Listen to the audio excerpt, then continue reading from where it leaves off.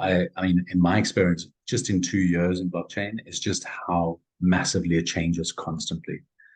And especially when you're looking at like the US regulations and, the perception of the market in the public, how that constantly changes, depending on, now we have the SBF trial going on and all these negative things that add to the negative image of blockchain, really, you know, constantly putting challenges in front of us. It's a really very difficult industry to be in, and especially what we always remind ourselves is how new it is, and how we're all at the very, very beginning of this brand new industry that hasn't even begun to exist. We're just at that very thin beginning filament, and it's really hard to be there. It's not an easy space to be in. So yeah, what are your thoughts with women in blockchain, and why are more women in blockchain needed? Yeah. So being a woman in this technology field is not easy. Since I started this journey, I call it a journey because it was something that began as an interest, and then it became a career for me. And it wasn't like the job that I used to do before. In my traditional job in the banking sector was full of tasks and, of course, understanding of the regulations, the customers, how to promote a product or a service, how to be compliant with the regulations. So that was like I'm executing something or a regulation or something that has rules and policies, but it's written by an authority or someone else. So I'm not adding anything from myself or my experience or my opinion on this.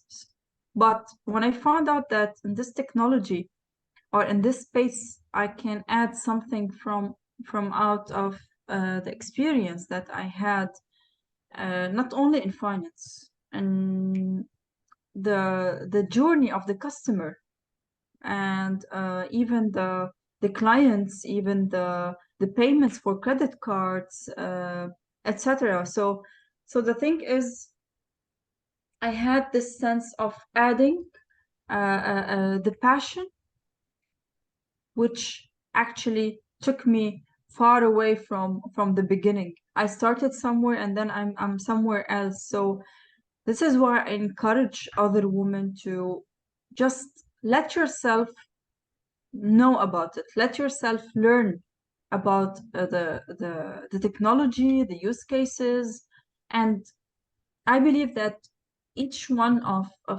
such women could find a door or a window or an opportunity to update her knowledge, to follow up and to bring even a new use case in the ecosystem. So this is from one point that, yes, this is not um, occupied only by men, although it's technology, but it's not rocket science after all. It's something that can be understood and related to social use cases, financial use cases, and business use cases. Number two is that we need more female existence in such fields. Like, for example, even in AI or computer engineering, blockchain developers, we need more women. We need more female because this is an ecosystem that can have everyone in.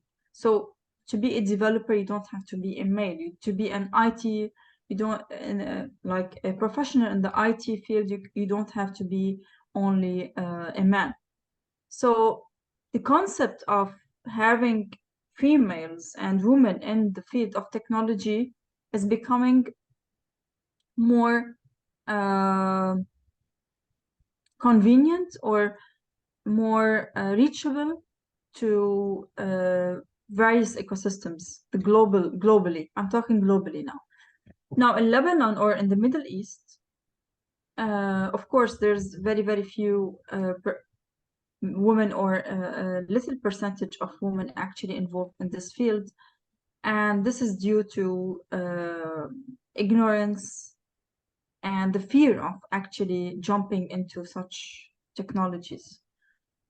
The woman is very important in the ecosystem or even in a nation because she's one of the major builders actually to bring out children that learn about finance.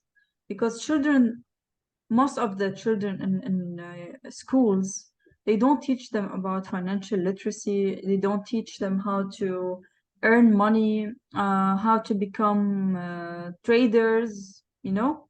So having the mom at home trying to educate her children about money, about the monetary system that already existing since decades, and about how can you be a young person effective in this economy and actually can earn some income while you are sitting at home.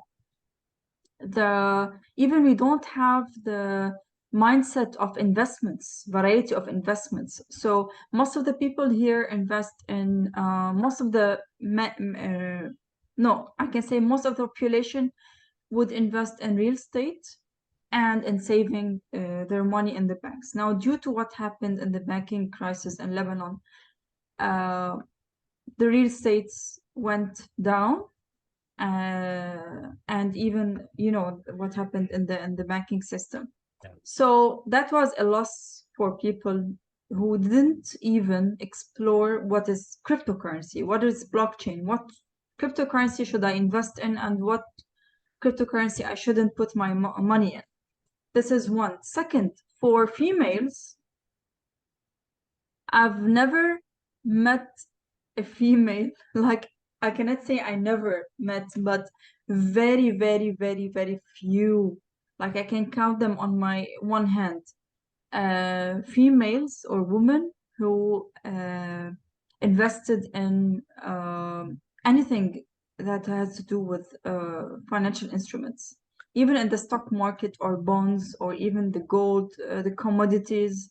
They have never done that. They have never had the courage to go and open a bank account and an investment entity and to start investing. So this is why we need to just push them, actually push them that they can have few investments in cryptocurrencies or any stock market while using an application. You don't have to go to the bank and to open an account, and you don't have to deposit like $10,000 to $20,000 to be able to become a professional investor and start investing and following up with the stock market. You know that women don't have time for that. I believe that, yeah, men do have time for that, especially businessmen or people who have more money. But yeah, like woman is a multifunctional person and she works on many things at the same Yeah. time, especially if she's a housewife or even if she works and she has the family and to care about her children, etc. So I think financial inclusion is, or actually will become at its peak when it will include women. I 100% agree with that.